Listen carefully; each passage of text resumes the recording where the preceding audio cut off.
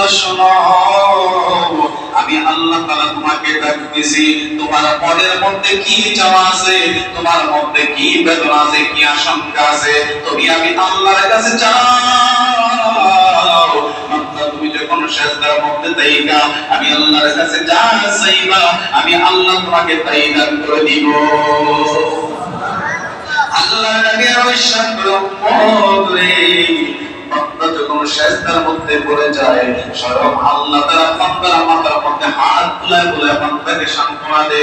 আমার আল্লাহ ডেকে বলে, বান্দা সারাদিন কত অন্যায় করলি, কত জুলুম করলি, কত পাপাচার করলি, এ বান্দা সকল অন্যায় পাপাচার চালিয়ে যখন তুমি যখন আমি আল্লাহর কুদরতি কদমের মধ্যে সিজদার মধ্যে পড়ে যাও, এ বান্দা তোর সমস্ত দিনের গুনাহগুলোকে আমি আল্লাহ ভুলে যাই, সমস্ত দিনের পাপাচারগুলোকে ভুলে যাই।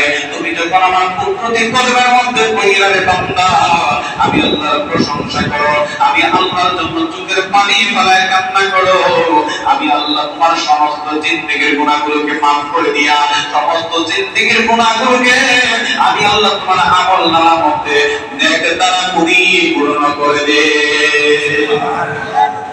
এই নামাজের দরকার আমাদের আছে কি নাই? আমাদের কর্তব্য